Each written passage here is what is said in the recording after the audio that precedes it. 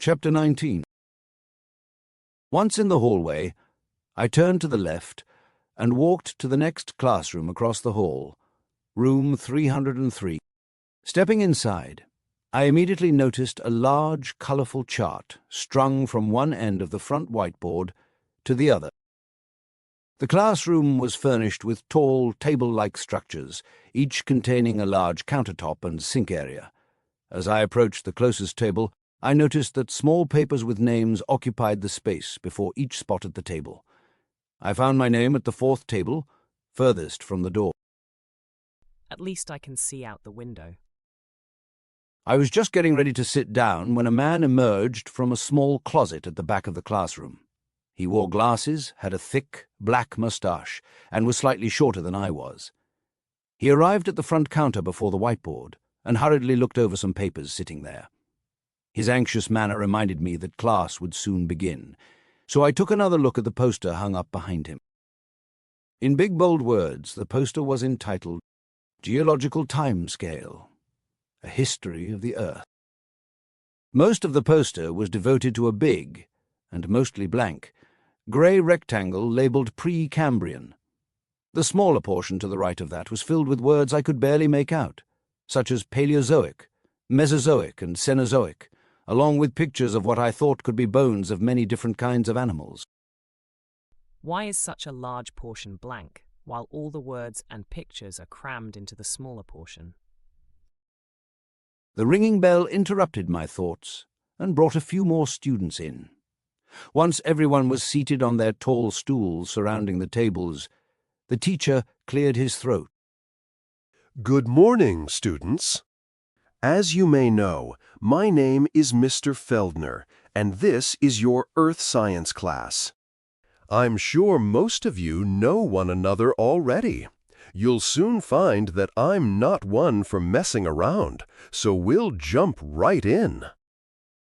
He shuffled a few steps to his right, giving us an unobstructed view of the poster. Now, raise your hand if you have ever seen anything like this poster before. Sitting in the far back corner of the classroom, I didn't even need to look around to see that no hands were raised. Well, in a way, that's unfortunate.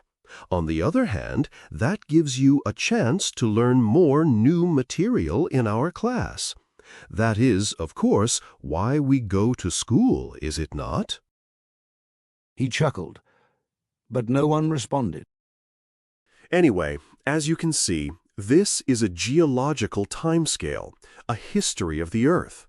It's quite different from the histories discussed in social studies. Those are histories that people have written concerning human events.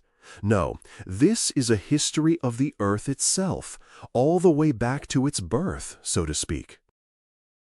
At the far end of the poster, it focuses on events and periods of time relating to the study of fossil records. The history of the Earth can be split up into different units.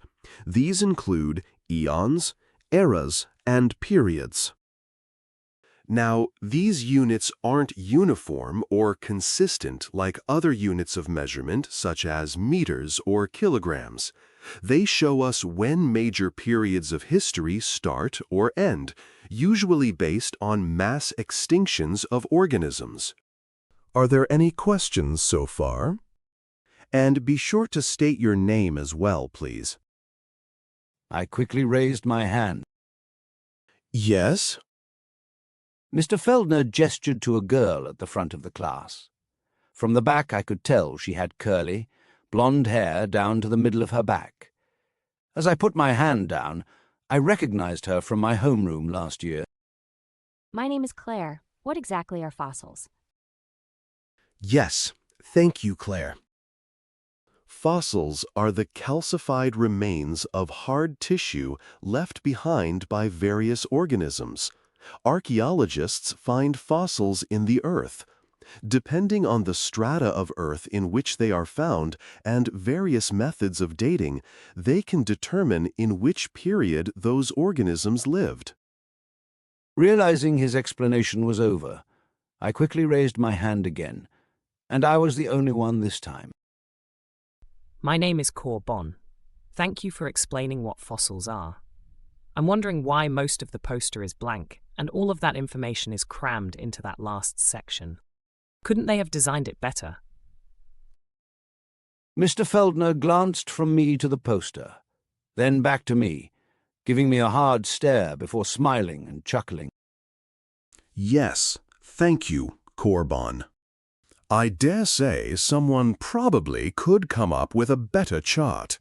In response to your statement, the reason most of the poster is relatively empty is because the entire poster is a proportional representation of Earth's history. It is exactly 4.6 meters long because each meter represents 1 billion years of time, bringing the total age of the Earth to roughly 4.6 billion years of history. He walked back to the poster, gesturing to the blank left-hand side. This is pre-Cambrian. It basically refers to everything before the Cambrian period. It can be further classified into other groups of time, but that's beyond the scope of today's class. Beyond simple single-celled organisms, most of life didn't evolve until the Cambrian period. My thoughts swirled in a fog of confusion. 4.6 billion years old. How can that be? If Scripture gives an account of the Creator speaking creation into existence in the beginning, Earth couldn't be much more than 10,000 years old. How can scientists think it's billions? The appearance of Homo sapien, one of our earliest recognizable ancestors, dates back roughly 300,000 years ago. On the timeline, the time between then and now is represented by less than 1/3 of a millimeter, almost too small even for me to see, and I'm standing right in front of it. He paused, stepping to the right side of the poster.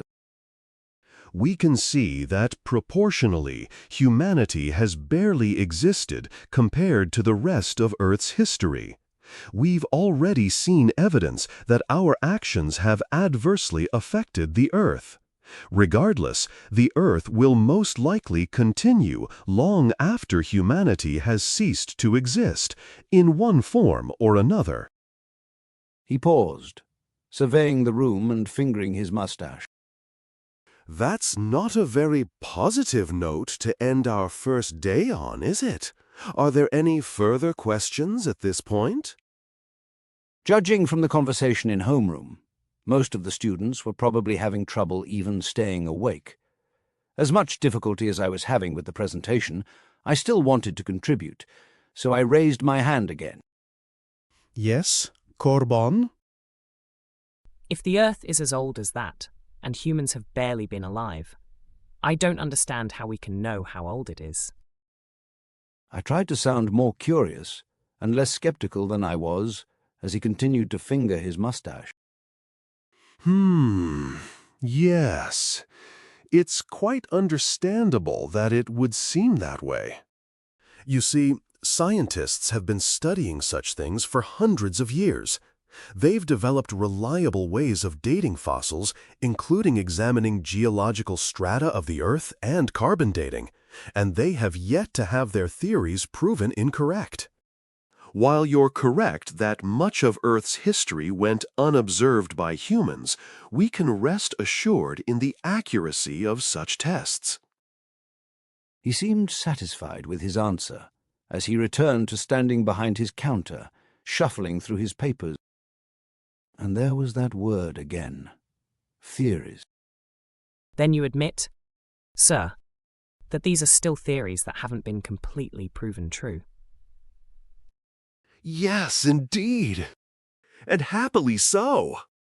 Much of the realm of science is considered theory, since there are few ways to prove most things in life beyond all doubts. That's why science continues to flourish. We scientists continue to observe and learn more about our world.